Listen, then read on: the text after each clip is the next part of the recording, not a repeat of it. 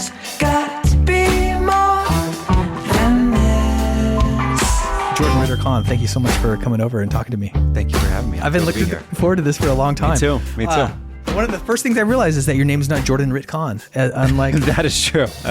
I thought that and I guess that's on your. This is starting off rather light, but on your Instagram account, it's Jordan Ritter Conn as well. It is. But it's Ritt Conn. Why do I think it's Ritt Conn? At one point, I think my Instagram handle was just RITCONN. Okay. And it was because, I don't know, somehow I hadn't been able to get my full name for some strange reason.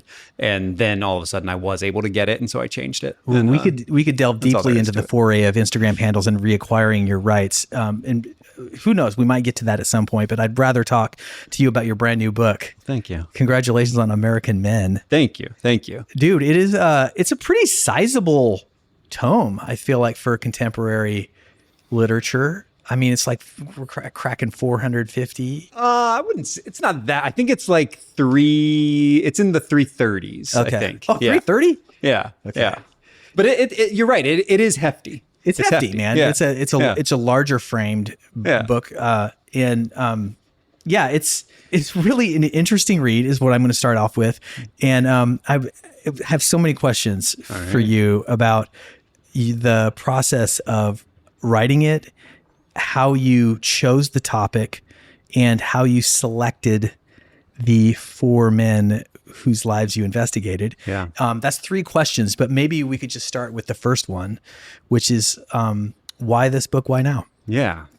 So, I work as a journalist, have for a long time. And the kind of journalism I do has always been like in-depth narrative writing. And a lot of that's been in the world of sports, which has meant that most of my journalistic career has been asking men really intimate questions about their lives and then writing about them. I've always been kind of interested in the topic, not only in these men who I interview who are professional athletes or tied to sports in some other way, but in people in my own life about kind of how we relate to our ideas around masculinity, like how we inherit these ideas, how they shape us, how they change over time, how they shape our relationships to other men, our relationships to women, just kind of like the waters that we're swimming in every single day. And in the late 2010s, when online and in the news, there first started to be a little bit of chatter around ideas around masculinity that has only gotten louder and louder and louder since then. There started to be these headlines about how men don't really have friends, men aren't comfortable talking about their emotions, that sort of thing. And my initial kind of reaction to a lot of that was a ton of defensiveness. Like, what are you talking about? Like, I have a lot of friends. Like, I talk to people about like my emotional life, my inner life all the time. I interview people about their emotional life, their inner lives all the time, and I felt like again a bit defensive that like this was kind of where this conversation was going. And this is when were you faced with these realizations or claims, and was that in 2010 or? I would say the later? late 2010s, like the second half, like 2017, 18, 19. Again, obviously this conversation like now and here in 2026 has only gotten louder and louder and louder over the last few years. But when that was starting at the time, I found myself thinking like, I should ask around and see, like, do other people feel like this is the case? And it turns out, yeah, they do. It turns out there's a lot of truth to the fact that men are less comfortable talking about our emotions, a lot of truth to the fact that we're, while I think our culture is increasingly isolated, no matter who you are, men are increasingly isolated even more than others. And so I started thinking about the idea of writing a book that kind of explored all of this. And what I do, what I've done for a living for a long time is just really intimate stories about people's lives. I just always find the truth more interesting than fiction. And so just spending a ton of time with a person, interviewing them as deeply and intimately as I possibly can, then going back and doing it again.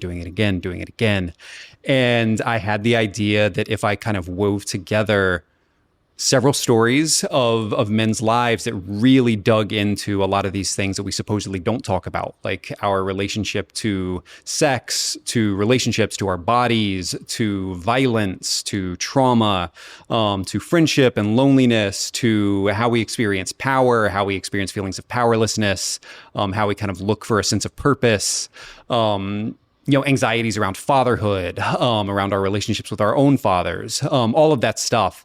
I felt like I could find several men with interesting lives and get to a place that was incredibly intimate with each of them so that I could tell their stories in a way that felt really rich and full.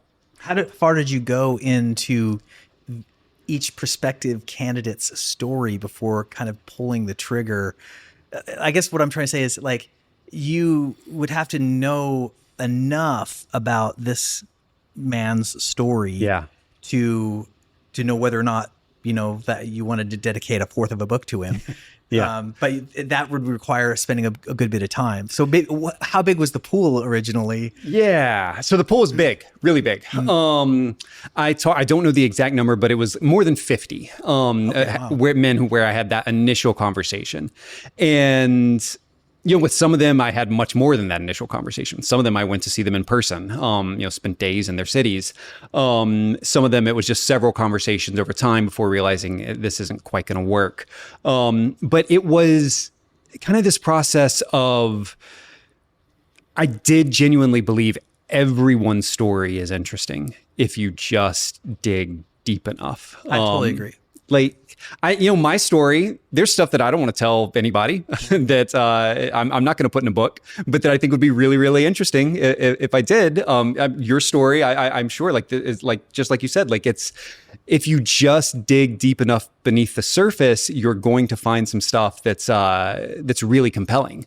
And so it was kind of a matter of A, how do I find men's stories who complement each other, and B, how do I find men who are ready to do something like this, who are willing.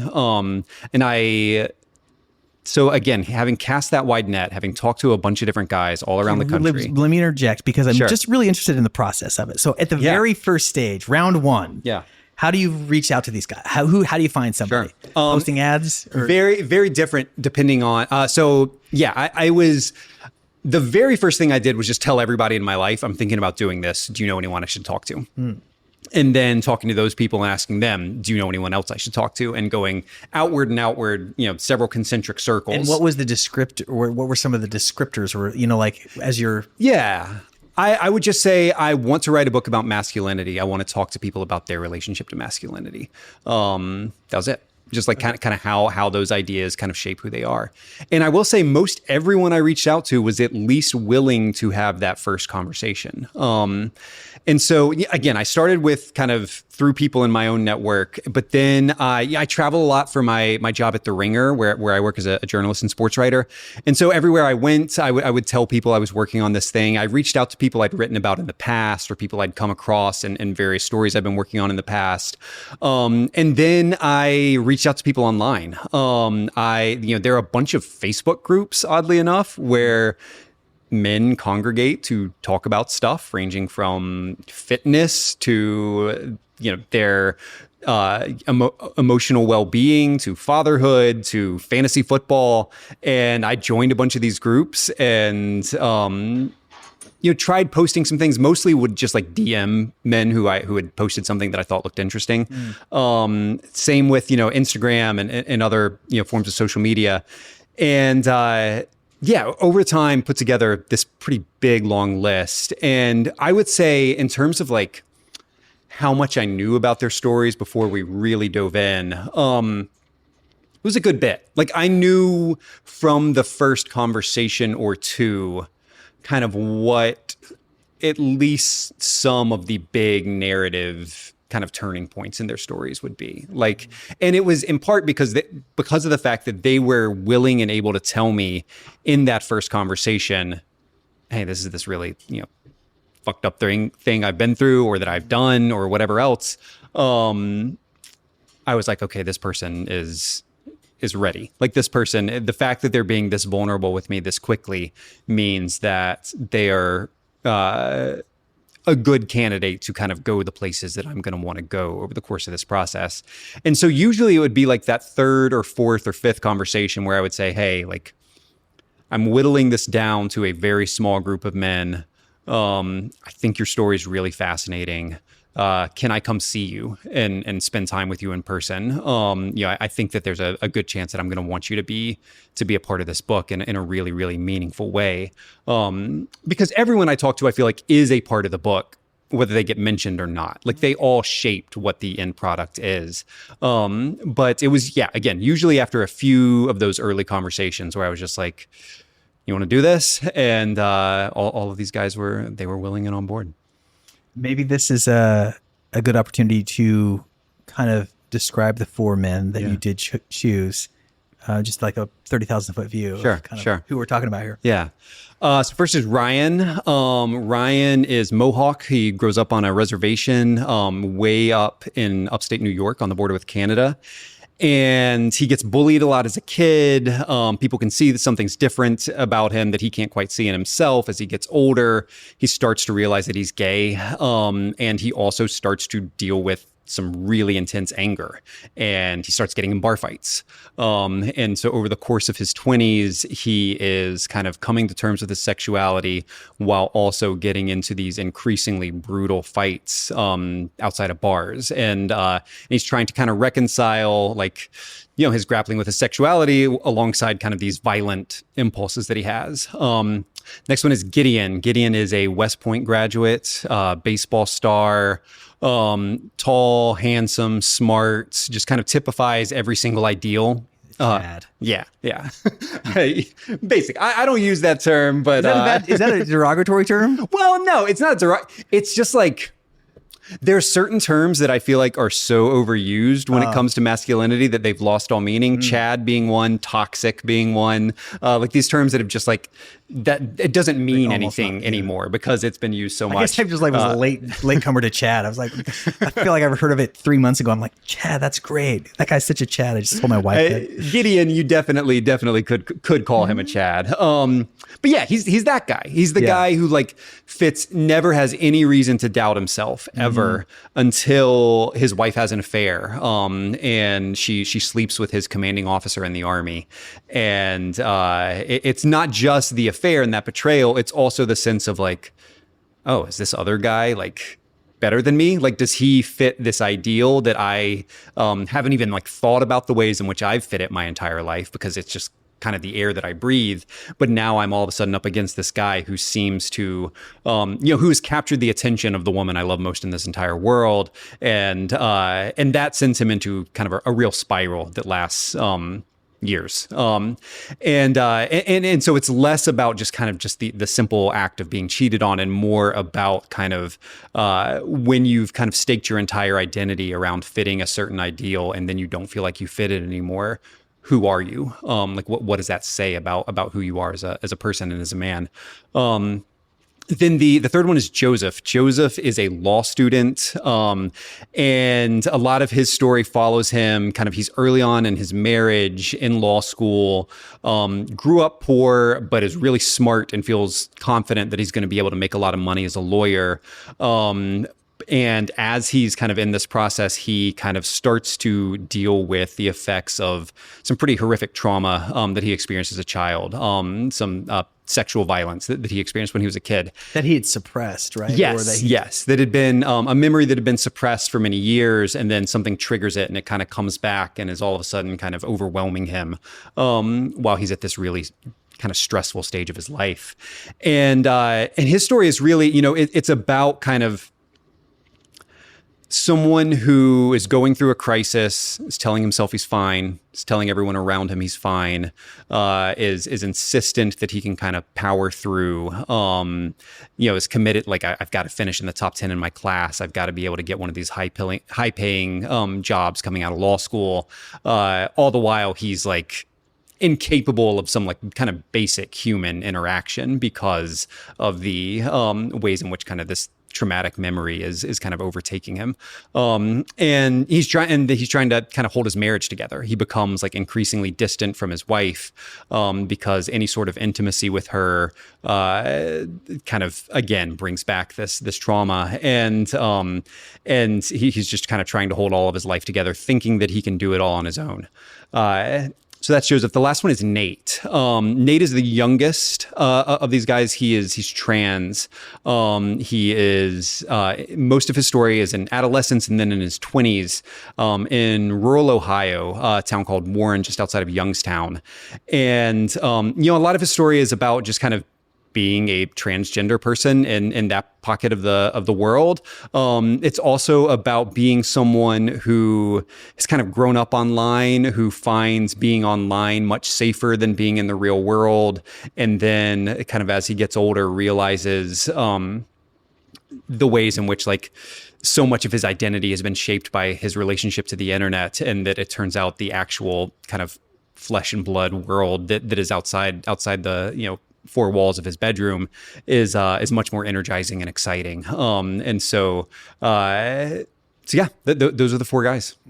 I'd like to talk about the structure of the book in a second, because I think the reasons why it's so readable is that you're only hanging out with one guy for a couple of pages, really 10 pages, maybe most. And then we're into somebody else's story, and then we're coming back. And so you're weaving these stories kind of together.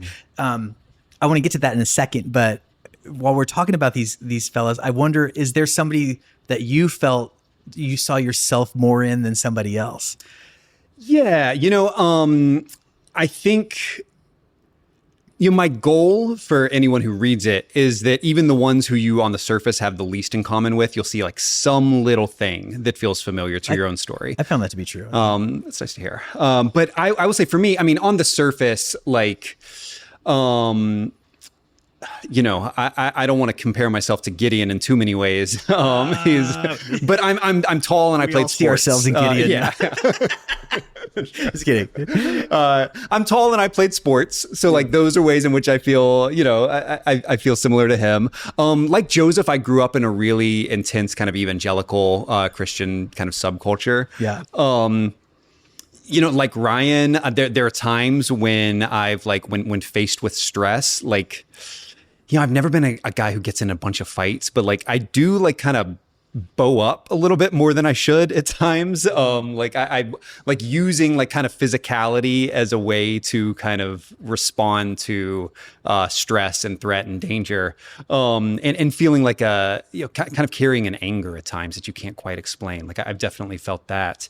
And and like Nate, like I've sometimes kind of had a difficult time kind of disentangling like kind of my online self from my real world self, and being as present as I would like to be kind of in the world around me, knowing that is where my most fulfilling relationships are, my most fulfilling interactions are, and where I want to be grounded. So on the surface, again, I'm a straight white guy. The two straight white guys, like there are things about them that look the most like my own life, but there are other ways in which I kind of respond to stress or deal with things mentally that feel similar to Ryan and Nate as well.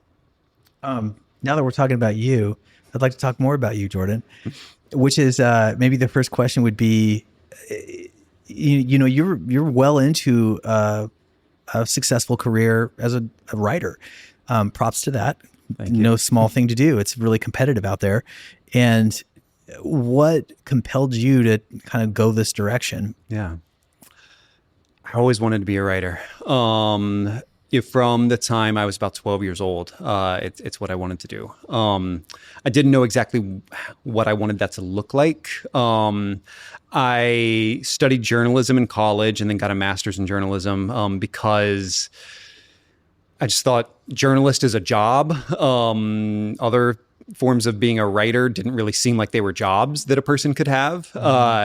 And so I felt like journalism was a way to to be able to be employable and do work that I loved. And so What did you read growing up? Yeah. I mostly loved reading like sports magazines. And so that was kind of like what I aspired to. I was a huge basketball guy. Slam magazine in the 1990s published some really incredible writing. There was a writer named Scoop Jackson who like I still think was just like criminally underrated. Just had these like lyrical, beautiful sentences and like I grew up in the suburbs but like reading this magazine, like they celebrated the kind of athletes that my coaches or people in my world would see as like being kind of dangerous or countercultural, guys like Allen Iverson, Stephon Marbury, Kevin Garnett.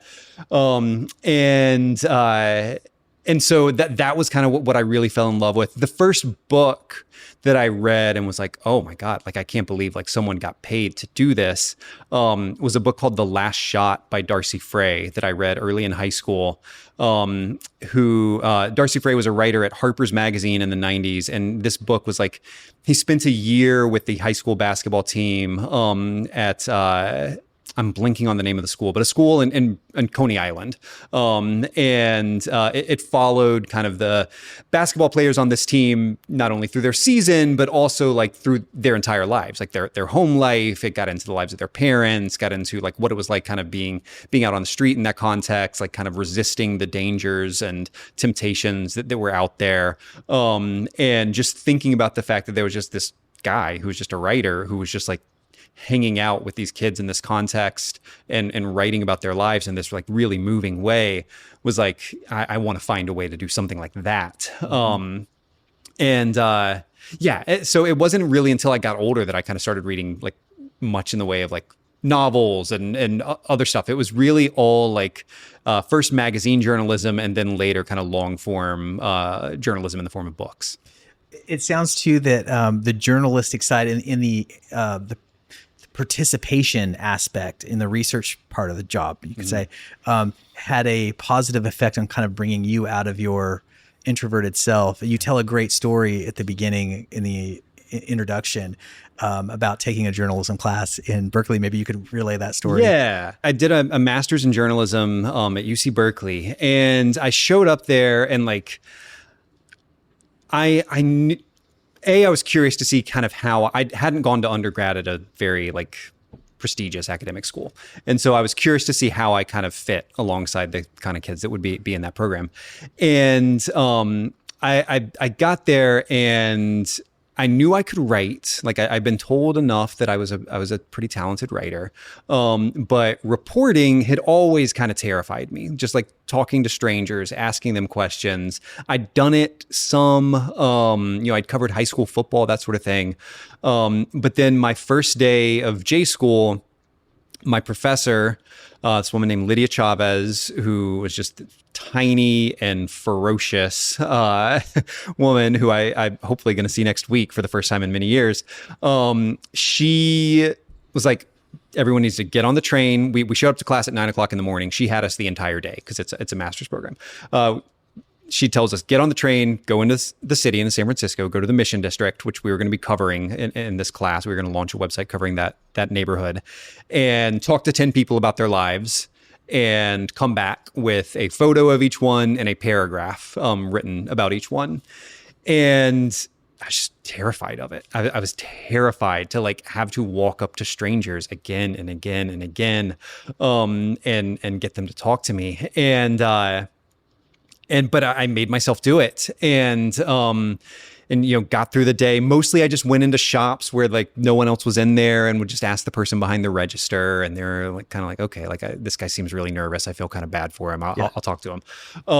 But then, I got through the day I don't tell the story in the book, but like that same week I had like it turned out to be nothing, but I had like a very brief cancer scare. Like had to go to a doctor. The doctor told me like, this might be nothing, but you need to take it very seriously, referred me to a specialist.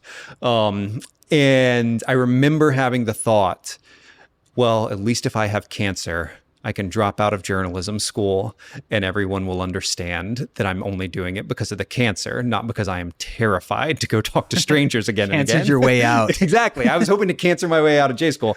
But you know, unfortunately or fortunately, I did not have cancer. I did have to keep talking to strangers, and eventually it gets easier. Like eventually it got a lot easier. And like what you kind of realize is that it gives structure to human interaction. Like I am there to do a job, and like I understand that I'm there to do a job, and the person I'm talking to understands that I'm there to do a job. And it makes it really so much easier. Like if I go to a cocktail party where I barely know anybody, or even if I do know people, like I'm going to be stressed out beforehand still to this day. But if you send me somewhere unfamiliar to interview people, at this point, I'm going to feel mostly fine. It's you know, I don't know, it almost like acts as like a shield. Like it gives you this kind of superpower to go places where you otherwise wouldn't be supposed to go, talk to people you wouldn't otherwise be supposed to talk to, and ask them whatever you're curious about. I totally understand that. It resonates so strongly with me. And if I might just compare notes or point out a likeness, I was really attracted to, when I was coming up, I read widely, but the guys that really sort of made a statement to me, besides like maybe Kerouac and Steinbeck and things that were to me like of the past and not accessible, were books by Tom Wolfe would be a good one, who was a journalist, you know, first, and very much had that sort of describing a scene as in extremely vivid and poetic terms, but something that, you know, he observed firsthand. Yeah. And that was so attractive to me. And in the same way that I felt like, oh, I could do that too, because that, you put it so well, the giving structure to a social conversation is so cushy in its way, or there's like, it's like having an armrest on your car while you're driving. And another thing that I only much later made a connection to, I've played music for my whole life, and I had an aptitude for it, and I also felt like it was my star card, or like the thing that I could like earn, you know, whatever, attention, love, girls, respect. But I never, everything is surrounding like the music business, everything surrounding like as soon as you stepped off stage, was never very comfortable with. And that analogy was never made more clear to me than one time I read a story in Rolling Stone about Mumford & Sons went on this like train tour. There's like an old fashioned train that still runs. You can run a route. It's like from maybe West Texas or maybe New Mexico to somewhere in Las Vegas. These geographical details don't matter, somewhere in the Southwest. And they did like a tour where a bunch of their celebrity friends joined them. The train goes like 35 miles an hour, and everyone's like taking pictures and name dropping with, you know, and taking selfies with each other and building up their social media credit, all of those things. And I remembered seeing, this is 10 or more years ago, when I was really hitting it hard. I was just like, nothing sounds more dreadful to me than being on that train with those people, like trying to be like elbowing my way to stardom. And then I thought, but if I could be on the train writing about it, that sounds pretty fun. And that's like, that was a real clue to me of like, oh, it's sort of, I mean, this podcast is an extension of that in some ways. You know, it's like, we never had as in-depth a conversation about either your work or you personally, even though we've hung out several times. But there's something about like the setting up a purpose for a conversation that makes it possible to go much more deeply, which was great. So that brought to mind a couple things. I mean, for one, just like you said, the thought of being on the train writing about it. Like I don't know, journalism's the coolest job, man. Like you get to go so many places and do so many things that like just aren't, most people don't get to experience. And I do feel like, this is something that I think is true of being a journalist, but I think it's also true of being like, I'm a 6'5" white guy. But like I can kind of go anywhere on the planet with my notebook and people assume I have a reason to be there. Like I can be in, Congress, or I can be in a small village, like I've been in South Sudan, or I can be at some, a protest in Hong Kong where things are getting, really testy and violent, or I can be, in places in the Middle East, or I can be at a snake handling church in Kentucky. And as long as I show up with the notepad, people are going to be curious. But like they assume I have a reason to be there, and like they're like I don't know, I'm not really. It just gives you this power to go to places that you would never imagine you would end up, and I love that so much about it. But then to your second point about kind of the like how you and I we've hung out, and like now on mic we are having this having this conversation. I saw a joke once about like podcasts being the thing that like hold men's friendships together. Like they would never hang out except they got to record the pod. But like, I find that in my, yeah.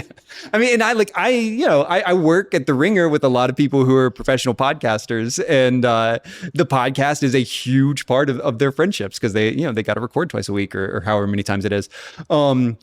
But also like the structure of it gives you license to ask questions that you just would feel a little more skittish about asking if you're just hanging out with someone. And like in this book, like we get into there's some rough stuff in this book that like there's some moments in these men's lives that are really, really difficult. And, asking them about those experiences is a way for me to kind of like explore other things that human beings go through that I haven't been through myself.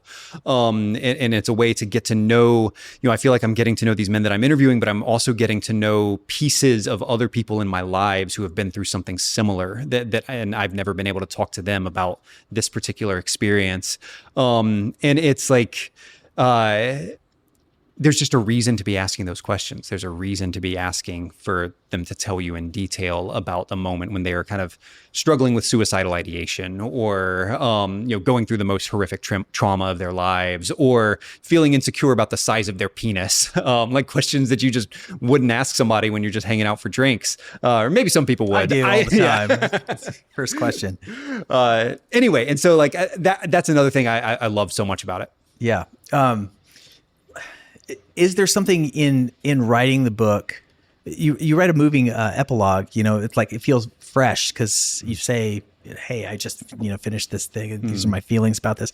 Was there something along the way that surprised you in writing it that you didn't anticipate, something, a personal revelation, or just something that occurs to you worth sharing? Yeah.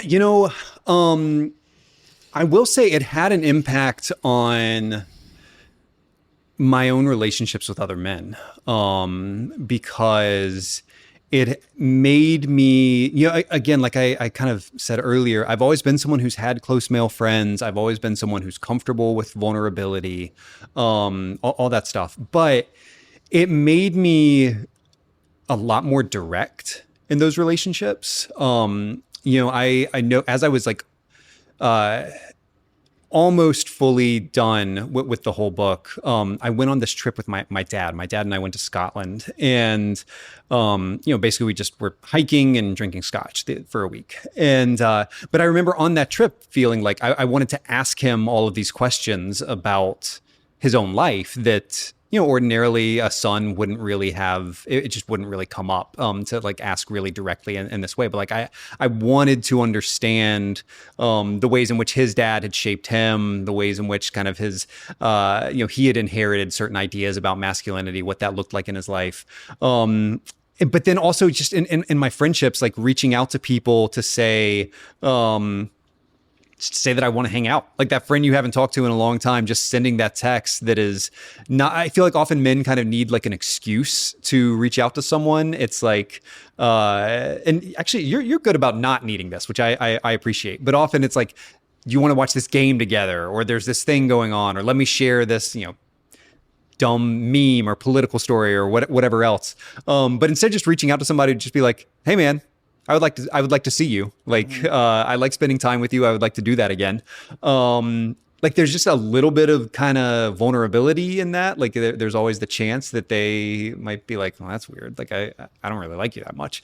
Sure. But I think that it matters to to do that. Or like, even if you, after you've hung out with that person, like sending a text the next day, like, hey, like I really enjoyed that last night. Or like, thanks for talking with me about whatever it is we talked about. Just kind of like doing those little things to kind of a statement of intent that like this relationship matters, whether it's an existing friendship or it's one that's kind of newer. And I want to put effort and energy into it. That is something that I found myself being much more conscious of after working on this book, for sure. I think it's really funny that you say that I don't seem to need a reason to reach out to a friend, because I feel like among my many flaws is let's see, like an overpronouncement on the value of productivity. And it's something I talk with my wife about a lot, because I don't ever hang out. Even Jared and I had a guest on the pod a couple of months ago, this guy named Packy Lentholm, such a talented guy and kind of a new to town, but he has a whole thing up in Michigan that he comes from. And but anyway, like such a great hang and a sensitive, this is my kind of guy. Yeah. And I felt like, oh, maybe I'd like to hang out with him, and I'll do it under the rubric of let's get together and record some music. And so he came over, and I just like did what I always do, which is like I had like 4 songs lined up, queued up that I had rehearsed, and I had Jared come over and we recorded the songs. Yeah. And it was as structured and as functional as could possibly be for just like a hang. And anyway, like I really wish that it's just like a muscle maybe that you don't exercise. I feel like that's what you're describing. It's just like, let me exercise this muscle a little bit more than I have in the past. I think that,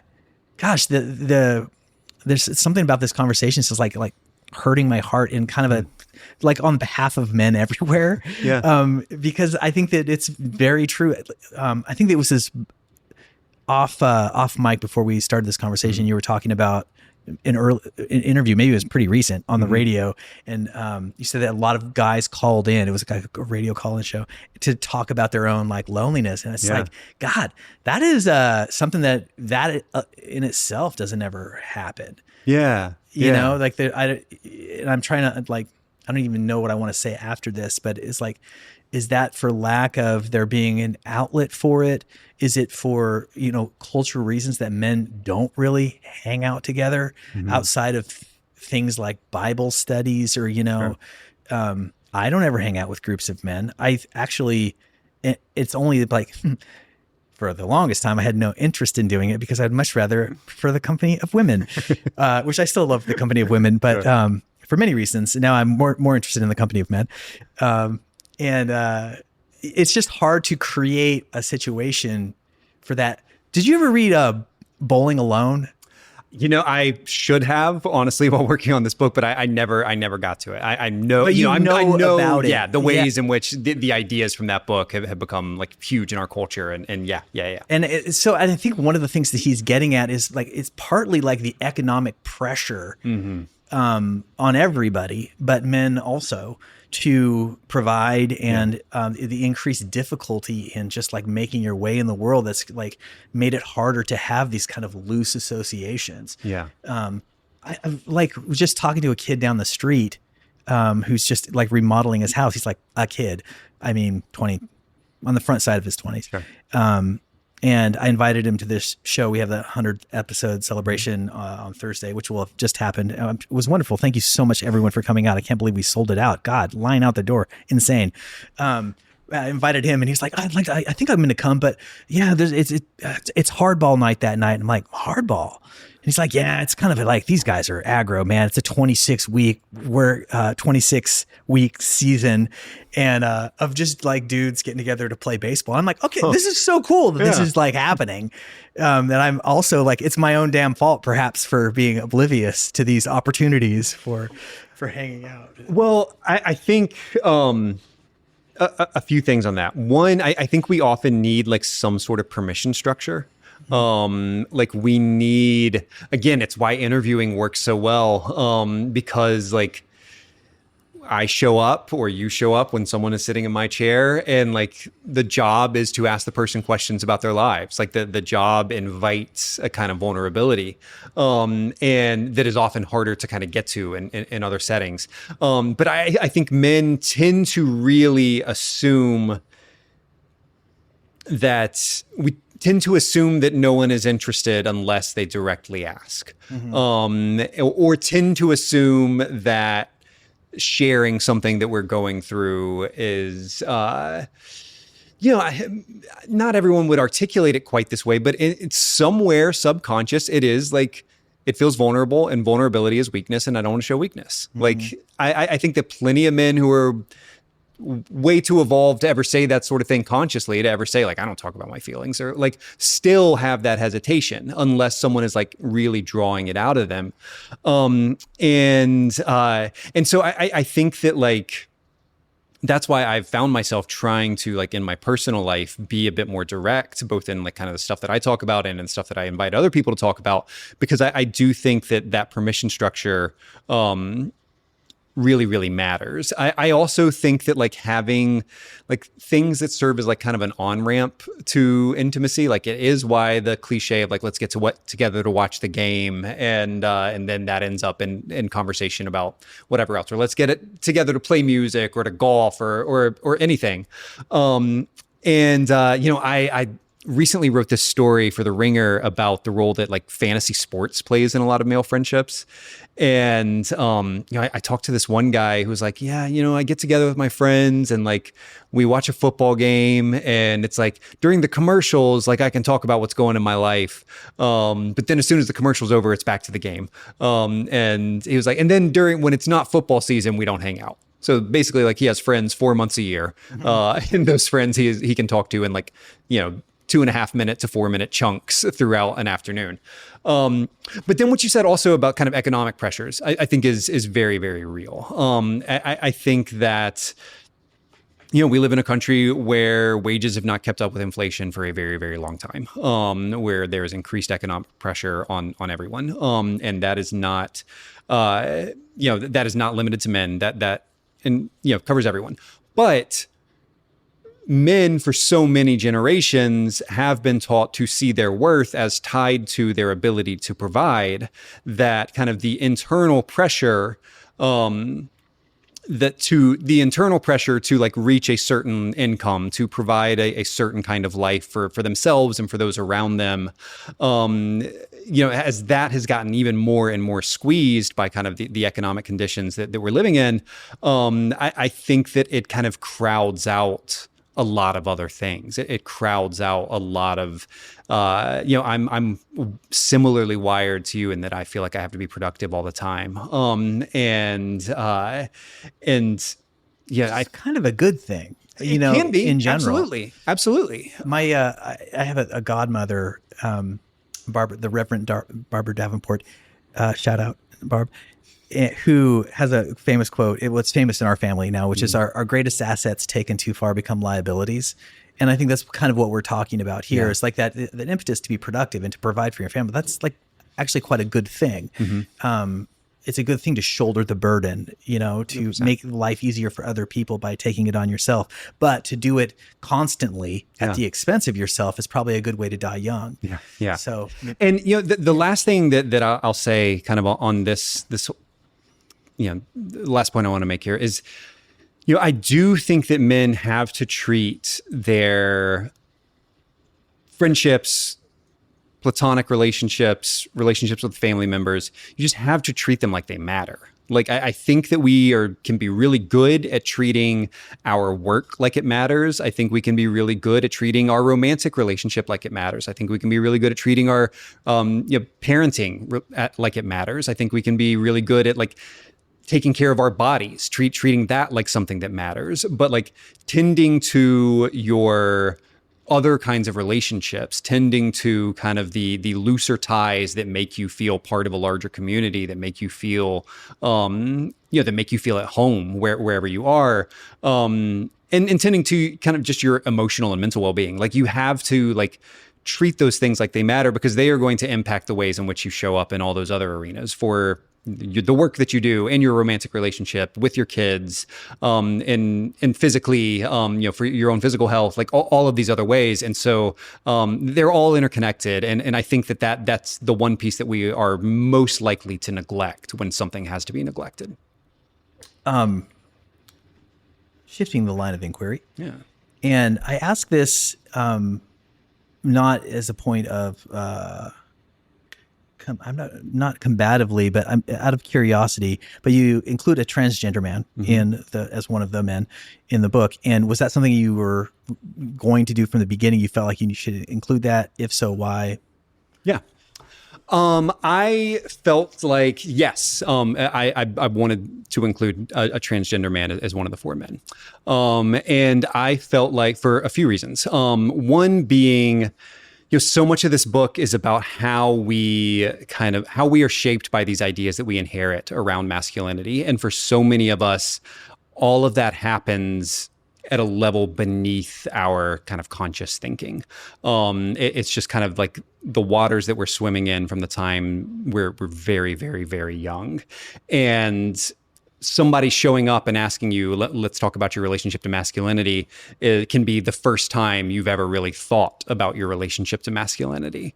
And for Nate, the trans man in the book, his relationship to it is something that he's thought about much more consciously, something that he's, been more effortful about, kind of how he wants to inhabit masculinity, about what he wants that to look like in his life. And so, I think that difference of like kind of having that conscious thought, is something that I really, really wanted to capture. Then the other thing I would say is like, it's a book about masculinity. It's a book about gender. As someone who is a transgender man living in Ohio, in a small town, someone who feels very, very at home kind of in that gender identity, who's been accepted and cared for by the people in his life.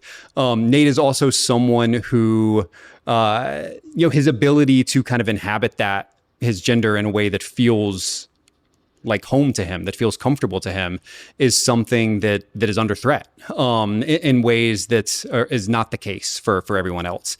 And so I think a book that is supposed to be about kind of how we inhabit gender, how we kind of navigate the expectations around it, how we feel at home in it or kind of confined by it at various points. I felt like including someone whose ability to do all of that felt like, felt at risk, kind of at this particular moment that we're in, was meaningful. And so I wanted to include, I was curious to include a trans man story, but particularly the more time I spent with Nate and talked with Nate, I felt like his story in particular was one that I was really compelled to tell. I don't exactly know how to ask this question, but it has something to do with it. I'm going to it's probably going to be fuzzy and then hopefully it'll be sharp at the end. I'm thinking about, okay, what would you say to a Gary type guy, just a guy who feels a lot of these things that are of these loneliness things, but maybe he does listen to Joe Rogan or Jordan Peterson, and he sees your book and he says, "Oh, American Men," and he's like, "This guy, this is a book about maybe this has something to show me." And then he reads on the back, he's like, "Oh, there's going to be a transgender guy." It's like this guy probably writes for the Atlantic, and he's about ready to dismiss it out of hand. How do you reach that guy? How do you, what's your invitation to that kind of guy? Yeah. First of all, if he's not going to pick up the book, he's not going to pick up the book. Yeah, there's going to be a super guy. There's going to be a guy that's totally not going to. Yeah. But there's another guy that's like a little bit more, convince me, Jordan Ritter Conn. Yeah. My hope would be that, again, the power of all of these stories in general is one that that person would feel compelled by, and that again, like my hope is for everyone to see some piece of themselves reflected in the men whose stories are told in this book, and Gary might feel on the surface like he doesn't really have all that much in common with Nate, but I would hope, and I can't guarantee this for every individual person, but I would hope that as he read, he would see some little things that he identifies with. It's interesting, like back when we were kind of at the very outset of working on this proposal for this book, when I went out to publishers with it, multiple publishers that were interested were publishers mostly of kind of like conservative leaning political books.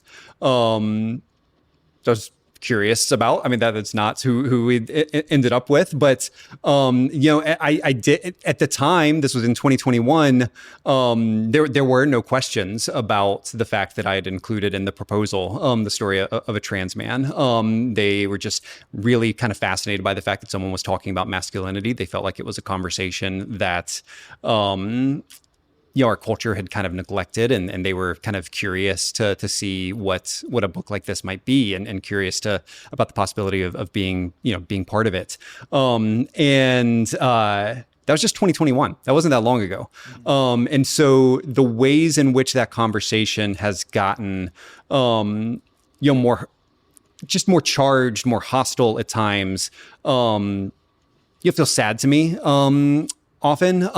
But another thing that I would want to, that I think is really, really important is, again, Nate is this man who lives in Warren, Ohio, just outside of Youngstown, Rust Belt, rural area, red state. His story is not a sob story. His story is not a story of someone who is getting bullied all the time, or getting rejected by his family, or getting rejected by the people around him. His story is one of some struggles, of some real like confusion and difficulty as he's kind of figuring out like who he is.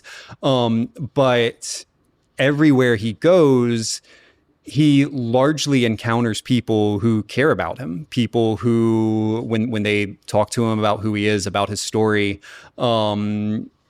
accept him and love him and want to be there for him. And I do think that, like, again, going back to how so much of his story is about like the relationship between your online self and your real world self, I think for all of us, like out in the real world, when people encounter another person who's different from them, a lot of times their instinct is to try to understand that person. And like, as we get more isolated, as we get more kind of accustomed to encountering people only through our phones, or only through news or social media or whatever else, like we do lose a lot of that. But like this is a person who, in this setting, that like every the fantasy of kind of your coastal liberal type would be that those places are places that are sometimes beyond redemption. That those are places where people are bigoted and hostile. And that's just not Nate's experience at all. He finds again and again and again acceptance from people around him. And so like, I do think that, I'm hopeful that the book can make stories like his feel a bit more relatable to anyone who reads them. But I also think that in general, the more we are engaged with the people around us in the real world, the more likely we are to kind of respond to stories of difference with empathy and curiosity, and not with kind of hostility or suspicion. It's so true that the online presentation, it's like every web page is a stage, and when you inhabit that stage, you strike a character which is always a facsimile of the real thing. Mm-hmm. And now it's just facsimile on facsimile, in your thread. And there is I share your opinion that in the real world, people behave much more, in general, and this has been my experience, empathetically with one another than online. It's just so easy to just take a position, and then you're sitting there like checking your metrics, like, like, oh, cool, everybody, I got that one more points. And that's not, human interaction, thank God, is not so metrically based. we don't have a social score yet, I guess. And companies are incentivized by it. Like Absolutely. they make money off of our ability to command attention. And the easiest way to command attention is by appealing to kind of like the basest impulses that we have rather than to the things that all of us have, which are care for other people, empathy for other people, desire to get to know the people around us as they really are. I absolutely agree. And it's one of the, not just the reasons for being for this podcast, but I noticed that in hindsight, that's like my whole career has been an effort to create a atmosphere of understanding between disparate points of view, or you could say disparate tribes. And I'll tell you a really quick story, which is that when I was in college, I went to school in a town called Bellingham, Washington. I too graduated from a not super fantastic school. I had a great program, and I'm very grateful for the major that I had and the experience I had in that school. But I also started a bluegrass band at that time, and it was just sort of fortuitous in the sense that I'd met some guys who could really play, and there weren't really a lot of young guys doing it back then. And then the Oh Brother soundtrack dropped, Oh Brother, Where Art Thou, which kind of changed the music industry for 10 years, really. In my case, everybody wanted to hear bluegrass. And so I had a job right out of college doing this band full time. Amazing. We, for a couple of years at the height of that band's popularity, they're called the Barbed Wire Cutters, we would do a big New Year's Eve bash. And Bellingham, you have to understand, they had really big green incentives program. Fairhaven College was like, barefoot hippie school. But Bellingham, being part of the Northwest, was one of its major exporters was logging. So there was just like a super hardcore redneck component out in the county, and then all these hippie dippy types. And but everybody loved bluegrass. And at that, I remember that first big New Year's Eve night party, looking out on the stage, playing our songs, and seeing just like, the twirling patchouli circles of hippie girls, but also like lots of plaid out there and lots of guys with their arms crossed, like tapping their foot. And I was just like, this is so powerful. Yeah. This is beyond a conversation. This is this is neutral territory where everybody could get to be human. And in that territory is an opening. It's a humanizing opening where people who are just like gonna write the nastiest version of an argument on their Instagram post might sit there and go like, talk to the dude or the girl, next to him at the bar at that event where they find themselves at. And I was just like, I really almost beyond the aesthetic concern of pursuing music, which is very strong for me, is this idea of like, to an end outside of it to create an opportunity for people who might think that they hate each other to perhaps find that they don't. Yeah. And it's a desire that persists to this day. I think I've done it not very effectively, but my life is not over yet, and there's hope for me yet that we could do something like that. But to that point, let me just open this conversation, but a little bit wider, and speak to a concern that I have in the literary world, which is, it is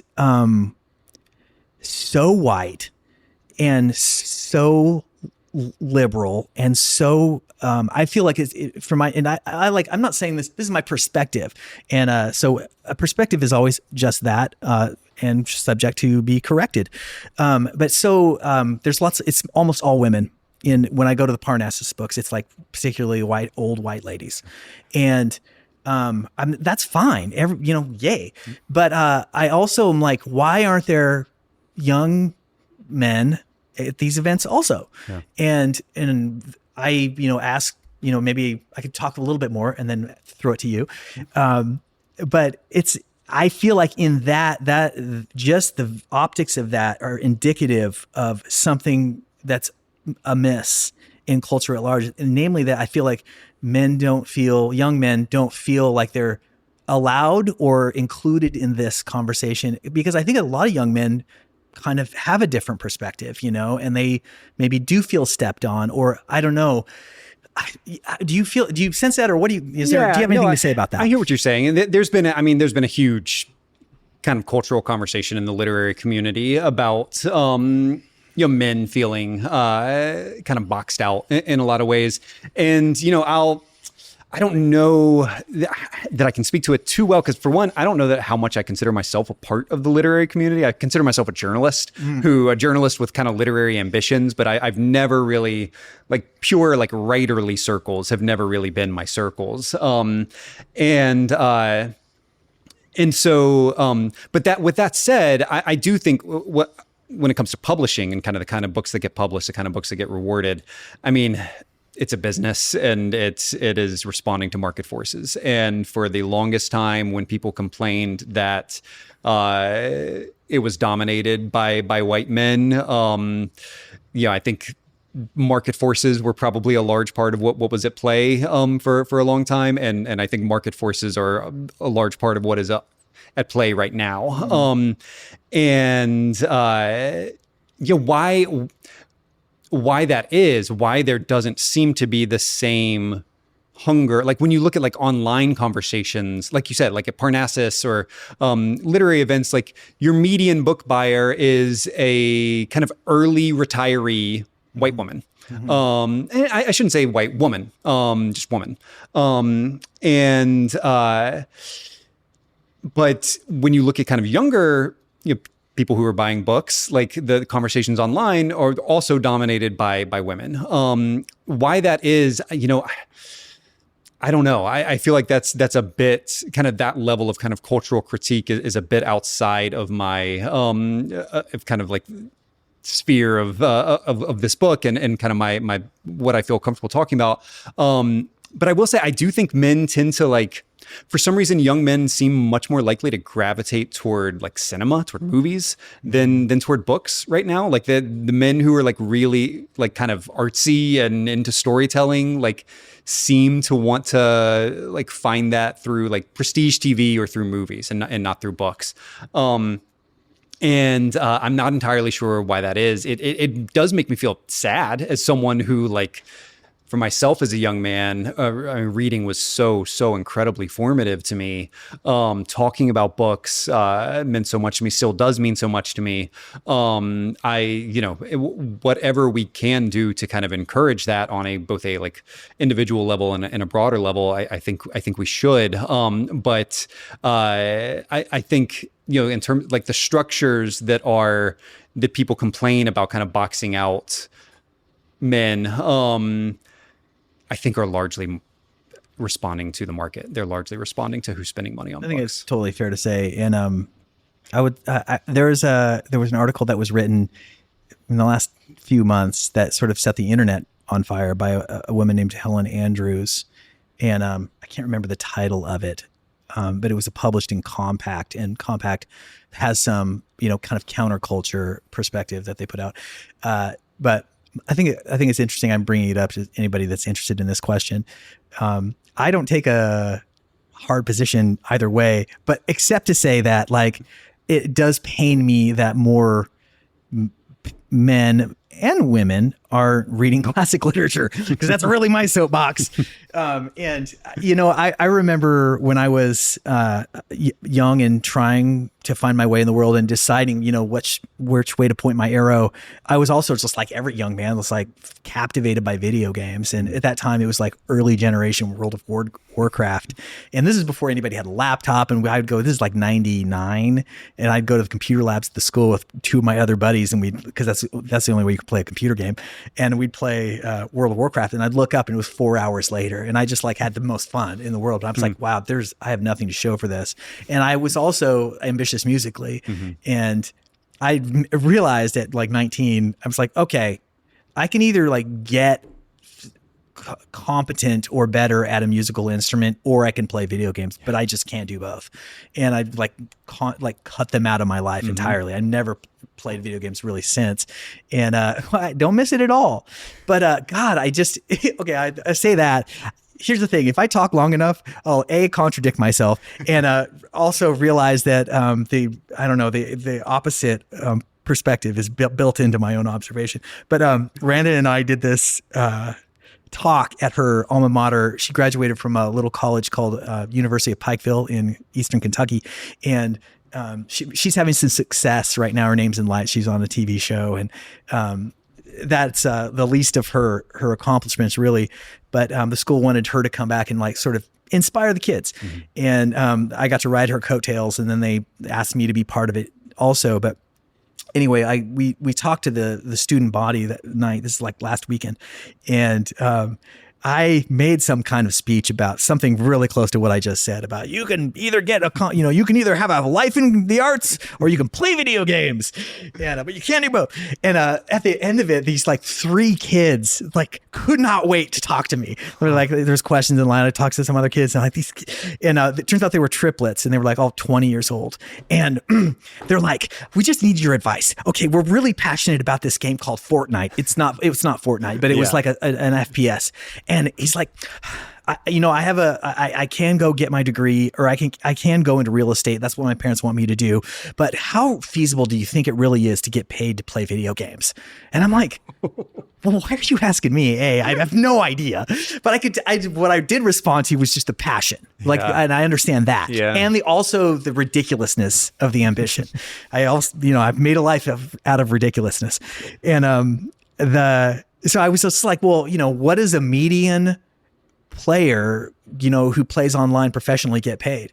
And there was like, well, like a second tier, like not the best, but like pretty good. It's probably like $40,000 a month. And I was just like, well, that's pretty good. Like, how far away do you think you are to that? Anyway, I started this line of inquiry, but my point is that like, if I talk, this is a great example of like, if I read about video games or I like come across something on my feed, I'm just like, I swipe as quickly as because it's such a waste of time. But if I talk to a person that's excited about it, I see it completely different because I'm like already on your side because I can see how excited you are. And I'm like, well, how can I help you? So, I guess maybe the moral of the story is getting together in a room is a solution to a lot of the world's ills. I had almost the exact same story of my own relationship to video games. After I graduated journalism school, I was a freelancer and making very little money, setting my own hours, trying to get my own assignments, pitching editors, doing what I could. But I really loved playing mostly like sports video games, and I usually would give myself an hour at lunch where I would let myself play. And then there were a couple days where that hour turned into the entire afternoon. And then I was just like, I've got to get rid of this and never play it again. And I got rid of my Xbox and haven't played since. And so I share your like aversion to when I hear people talking excitedly about video games. And yet like, I know there are people who talk about it as like a really like elevated form of art, like talk about when we were talking about what we care about when it comes to storytelling in books, like there are people who see that level of kind of intricacy and storytelling power in video games. I'm still a bit skeptical of the ways in which it kind of isolates you and like things that just kind of leave you on the couch for extended periods of time, not in rooms interacting with other people. I'm skeptical of, and yet like I totally hear you on like when you meet someone who's passionate about a thing, like usually you can't help but be like curious about where that passion comes from and want to hear more. There's still a little joy in the world too, that whenever you find somebody's joy, I'm always just like want it to blossom. Yeah. That said, it's totally wrong, and you should not spend your time playing video games, kids.